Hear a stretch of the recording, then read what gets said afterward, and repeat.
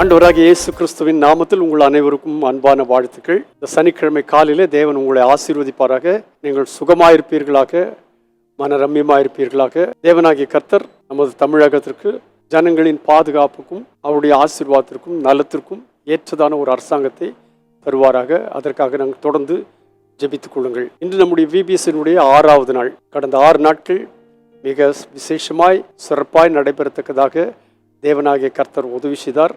அதற்காக நான் கர்த்தரை ஸ்தோத்திரிக்கிறேன். நேற்றைய தினத்தில் இன்டர் அண்ட் சீனியர் பிள்ளைகளுடைய டிவோஷன் சமயத்தில் பல பிள்ளைகள் பரிசுத்தாவின் அபிஷேகத்தை அந்நிய பாஷை அடையாளத்தோடு பெற்றுக்கொள்ள கர்த்தர் உதவி செய்தார். இது வருங்கால சபையினுடைய ஆசீர்வாதத்திற்கு ஒரு பெரிய அடிக்கல் அஸ்திவாரமாயிருக்கும். இன்றைக்கு ஆதியாகமத்தின் புஸ்தகம் 30ஆம் அதிகாரத்தின் 29, 30 வசனங்களை நான் வாசிக்கிறேன். நான் உம்மை சேவித்த விதமும் உம்முடைய வந்தை என்னிடத்தில் இருந்த விதமும் நீர் அறிந்திருக்கிறீர். நான் உமக்கு வரும் முன்னே உமக்கு இருந்தது கொஞ்சம். நான் வந்த பின் கர்த்தர் உம்மை ஆசீர்வதித்ததினால் அது மிகவும் பெருகி இருக்கிறது.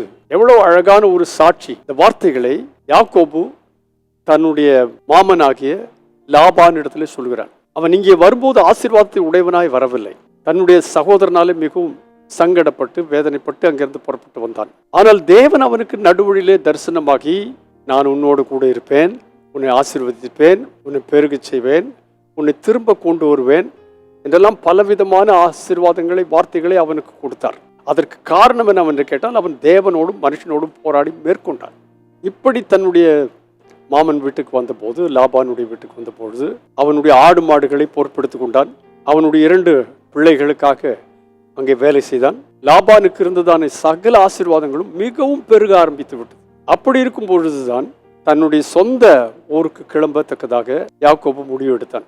அப்படி முடிவு எடுக்கும் பொழுது, நான் உமக்கு ஊழியம் செய்து சம்பாதித்த என் மனைவிகளையும் என் பிள்ளைகளையும் எனக்கு தாரும், நான் போவேன், நான் உம்மிடத்தில் சேவித்த சேவகத்தை நீர் அறிந்திருக்கிறீர் என்று சொன்னான்.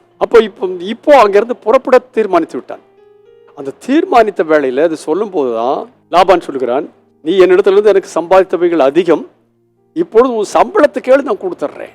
அப்பந்தான் அவன் சொன்னான், உம்மிடத்தில் நான் சம்பளத்துக்காக வேலை பார்த்திருக்கவில்லை, உம்மை சேவித்த விதமும் உம்முடைய மந்தை என்னிடத்தில் இருந்த விதமும் நீர் அறிந்திருக்கிறேன். உண்மையாய் நான் சேவை செய்தேன், நியாயமாய் நான் சேவை செய்தேன், எந்த விதத்தில் உண்மையை ஏமாற்றவில்லை. நான் வருகிறதுக்கு முன்னதாக உமக்கு இருந்தது கொஞ்சம், என் கையிலே அவைகளை ஒப்படைத்த பிற்பாடு, நான் வந்த பிற்பாடு கர்த்தர் உம்மை ஆசீர்வதித்தால் அது மிகவும் பெருகி இருக்கிறது. இந்த சாட்சி நீங்க சொல்ல முடியுமா? நீங்க போற இடத்துல எல்லாம், நான் வந்த போது உனக்கு இருந்தது கொஞ்சம், நான் வந்ததுனால இப்ப நிறைய. ஏனென்று கேட்டால், நான் உத்தமமானவன், உண்மையானவன், என்னிடத்தில் தரப்பட்டதான உத்தரவாதங்களையும் வேலைகளையும் உண்மையாய் செய்கிறவன் என்று தைரியமா சொல்ல முடியுமா? யாக்கோபு சொன்னான், நான் வரும் முன்னே உமக்கு இருந்தது கொஞ்சம், நான் வந்த பிறகு கர்த்தர் உம்மை ஆசீர்வதித்ததால் அது மிகவும் பெருகி இருக்கிறது. என்ன ஒரு அருமையான சாட்சி.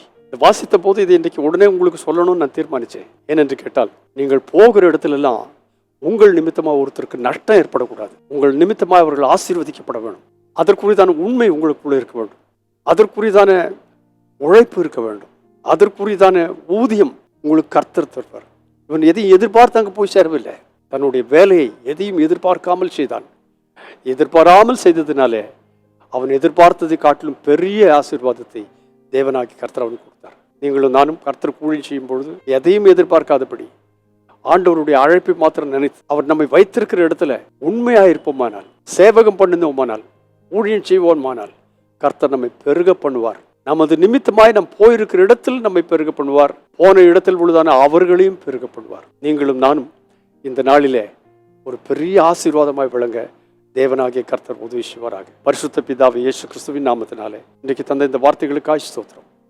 எங்களை அழைத்திருக்கிறீர், எங்களுக்கு வாக்கு கொடுத்திருக்கிறீர், ஊழியம் கொடுத்திருக்கிறீர். சின்னதோ பெரியதோ எந்த ஊழியமாக இருந்தாலும் ஆண்டவரே அது உண்மையாய் செய்ய, யாக்கோபு சொன்னது போல என்னிடத்தில் ஒப்புவித்ததை காட்டிலும் இப்பொழுது நீர் மிகவும் ஆசீர்வதிக்கப்பட்டிருக்கிறீர், அதை நான் உண்மையாக என்னுடைய வேலையை நான் செய்தேன் என்று சொல்லும் போது அது அவனுக்கு எவ்வளவு மகிழ்ச்சியாக இருந்திருக்கும். நீங்களும் நானும் கர்த்தர் நமக்கு தந்த எல்லா பணிகளும் உண்மையாய் செய்ய, மற்றவர்களுடைய ஆசீர்வாதத்திற்காய் செய்ய, அவருடைய மந்தைகள் பெருகும்படியாய் செய்ய உங்களுக்கும் எனக்கும் கர்த்தர் உதவி செய்வாராக. தேவநாமம் மகிமைப்படட்டும்.